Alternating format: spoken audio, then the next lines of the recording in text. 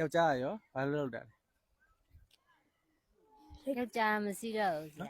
ထွက်ပြေးသွားအုပ်ဖို့လာတာတော့တူတူပဲဘိုက်ကြီးဘိုက်အစကြီးတာနဲ့သူယောက်ျားထွက်ပြေးသွားလိုက် ဟုတ်ဗျာ သူတယောက်လည်းအဲ့ဒီကလေးတစ်ကောင်နဲ့လှုပ်စားနေ ခဏကလေးနဲ့လည်းလှုပ်စားတယ် အဲ့ဒီကလေးလေးရရောဟိုအဲ့ဒီရောက်ထွက်ပြေးသွားတဲ့ယောက်ျားနဲ့ရတာပဲ မဟုတ် မဟုတ်ပထမအိမ် ပထမအိမ်အောင်နဲ့ဩပထမအိမ်အောင်နဲ့ရတယ်အဲ့ဒီတယောက်နဲ့စကတော့ကြည်ဘူးပဲညီမလေးကိုယူလိုက်တယ်ဒါပေမဲ့သူနဲ့ညီမလေးနဲ့ဘိုက်ထွက်လာတဲ့ခါကျတော့ဘိုက်ထားခဲ့ပြီးတော့သူကအဝေးဆုံးကိုထွက်ပြေးသွားတယ်နော် အားလုံးမင်္ဂလာပါဒီလိုမျိုးဦးဒီလိုအဲ့တဲ့သူမျိုးကိုတောက်ရောက်လူတွေပေးတာကတကယ်ကိုဝမ်းသာပီတိဖြစ်ပြီးပါတယ်တကယ်ကိုကိုရပါကျွန်တော်တို့ဒီဗီဒီယိုလေးကိုအစားဆုံးတူတူကချစ်စုကြအောင်ခင်ဗျာ အေးခြေထောက်ကြီးကတော့ကြောင်းနေနော်ကြည့်အောင်ချက်လောက်ခဏရဟုတ်ရတယ်ဟုတ်ဗျာနားလားဟမ်နားတော့မနာဘူးနော်တော်ဖောရောင်နေတာပဲဒါဘာဖြစ်လို့တော့ အဲ့ဒီဘိုက်ကြီးနဲ့မွေးကန်နေနေတာ ဩဘိုက်ကြီးလို့မွေးကန်နေအဲ့လိုဖြစ်တာလား ဟုတ်ကဲ့တာဖို့ဖို့ ဟောဒါဆိုမွေးကန်နေဖွားကန်နေပဲအဲ့ဒါကိုအလုပ်ကျန်းနေလုပ်နေဟောဒါညီမလေးဖက်နဲ့လားချက်ကိုဝင်ကဘယ်နှလားရှိလဲဗျဘိုက်ဘယ်နှလားရှိ စစ်လာ ရှစ်လကျော်ပြီ ရှစ်လကျော်ပြီလားဟောအသက်ကရဘယ်လောက်ရှိပြီလဲ တက်ဆက်ကို 19ပဲရှိသေးရလားဟောအသက်19ဆိုတော့ညီမလေးယောက်ျားရောဘာလို့လုပ်တာလဲ ယောက်ျားမရှိတော့ဘူးဆရာထွက်ပြေးသွားအုပ်ဖို့လာတာတော့တူတူပဲဘိုက်ကြီးဘိုက်အစကြီးတာနဲ့သူယောက်ျားထွက်ပြေးသွားလိုက် ဟုတ်ဗျာ သူတယောက်လည်းအဲ့ဒီကလေးတစ်ကောင်နဲ့လှုပ်စားနေ ခဏကလေးနဲ့လည်းလှုပ်စားတယ် အဲ့ဒီကလေးလေးရရောဟိုအဲ့ဒီရောက်ထွက်ပြေးသွားတဲ့ယောက်ျားနဲ့ရတာပဲ မဟုတ် မဟုတ်ပထမအိမ် ပထမအိမ်အောင်နဲ့ဩပထမအိမ်အောင်နဲ့ရတယ်အဲ့ဒီတယောက်နဲ့စကတော့ကြည်ဘူးပဲညီမလေးကိုယူလိုက်တယ်ဒါပေမဲ့သူနဲ့ညီမလေးနဲ့ဘိုက်ထွက်လာတဲ့ခါကျတော့ဘိုက်ထားခဲ့ပြီးတော့သူကအဝေးဆုံးကိုထွက်ပြေးသွားတယ်နော်အဲ့ခါကျတော့အခုကိုဝင်ကနေစေးလားသေးလို့ဖြစ်နေတဲ့ခါကျတော့စောင်းဝင်းနေကြတော့ဘလို့ရှာဝေစားတော့ ဒီအုပ်ဖို့မှာပဲသူလည်းအလုပ်လုပ်တယ် ဟောဒီဘိုက်ကြီးနဲ့ ဘိုက်ကြီးနဲ့အလုပ်လုပ်တယ်ဒီနေ့မနိုင်လို့သူနားလိုက်တယ်ဒီ ဟုတ် နေ့ ဗျာ သူ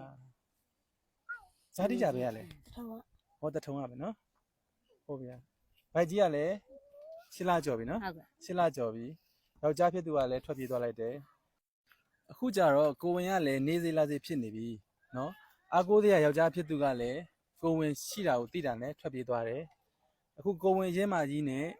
ဒီမလေးကအလုံးလုံးနေရသေးတယ်ဆိုတဲ့ခါကျတော့ရှင်ထဲမှာဘယ်လိုခံစားရလဲ ဒီမှာမကောင်းဘူး ဒီပေါ့မကောင်းဘူးနော်ဒါကြတော့ဘာတော့လဲ ဒါကြတော့ခင်းမြင်တာပဲတပိုင်း ခဲလားအိုင်နာနေနေ तू ကစကားကိုလိပ်ပက်လဲအောင်မပြောတတ်လို့ဒီမလေးကဝင်ကူညီပေးတာနော်အေးပေါ့အဲ့ကြတော့အခုကျတော့ညီမလေးကဒီကိုဝင်ကိုမွေးဖို့အတွက်ဟိုဘလောက်ပတ်စံဘလောက်ဆုမိပြီလဲ တကြမရှိ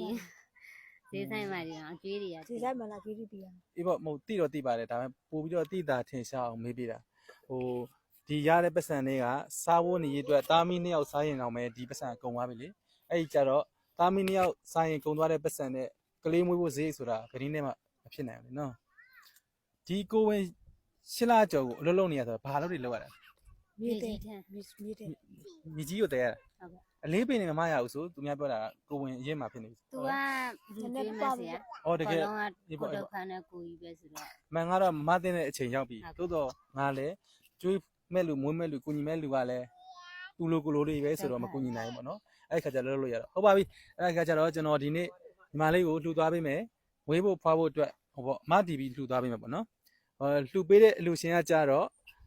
လှူပေးတဲ့လူရှင်ကကြတော့ဘာလို့လဲဆိုတော့ဟိုညီမလေးတက်ခိတ္တထိုင်းနိုင်ငံကနေပြီးတော့အလူငွေ2သိန်းလှူသွားပေးမယ်နော်ဒါကညီမလေးတက်ခိတ္တထိုင်းနိုင်ငံနေညီမလေးအတွက်ခွန်အားဖြစ်စီမဲ့အစားအစာတွေကိုစားဖြစ်နိုင်ရင်အလုပ်လေးပါလေးဟိုပေးနားလာတယ်တို့ကပြီးတော့နားတယ်ကိုကစားဖို့နေရတဲ့ပတ်သက်မရှိသွားလုံနေရတာဟော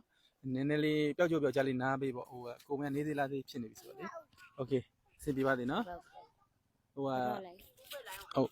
အလူရှင်တွေကိုလေစူတောင်းစကားကျေးဇူးတင်စကားလေးနဲ့ပြောပြီနော် ကျေးဇူးတင်ပါတယ်ဒီမကပေးနိုင်ပါစေနိုင်ပါစေ ဟုတ်ဆွဲရစင်ပြပါလေနော်ဒါဆိုရင်နည်းနည်းလေးဝေးဖို့နည်းနည်းလေးစုထားအောင်နော်โอเคပေါင်းမယ်နော်အေးခြေထောက်ကြီးကတော့ကြောင်းနေနော်ကြည့်အောင်ချက်လောက်ခဏရဟုတ်ရတယ်ဟုတ်ဗျာနားလားဟမ်နားတော့မနာဘူးနော်တော်ဖောရောင်နေတာပဲဒါဘာဖြစ်လို့တော့ အဲ့ဒီဘိုက်ကြီးနဲ့မွေးကန်နေနေတာ ဩဘိုက်ကြီးလို့မွေးကန်နေအဲ့လိုဖြစ်တာလား ဟုတ်ကဲ့တာဖို့ဖို့ ဩ ဟောဒါဆိုမွေးကန်ဒီဖွားကန်ဒီပဲအဲ့ဒါကိုလှုပ်ချင်းနေလှုပ်နေ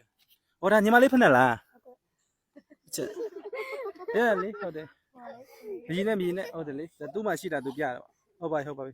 โอเคအဲ့ဆိုရင်အဆင်ပြေပါသေးလို့ဆုတောင်းပေးပါရနော် ဗီဒီယိုလေးကိုအစအဆုံးလည်းပဲကျေးဇူးပေးတဲ့အတွက်အားလုံးကိုကျေးဇူးတင်ပါတယ်ကျွန်တော်တို့နောက်လာမယ့်ဗီဒီယိုလေးမှာလည်းပြန်လည်ဆုံတွေ့တဲ့ဘုဒ္ဓနဲ့ channel လေးနဲ့ like subscribe လုပ်ချင်ပြီးကူညီကြပါအားလုံးကျမ်းမာချမ်းသာကြပါစေလောကမှာစင်ပြေတဲ့မိသားစုပဲစင်ပြေပါစေလို့ကျွန်တော်ဒီနေ့လေးပြီးတော့အားလုံးတက်ဆုတောင်းပေးပါရခင်ဗျာ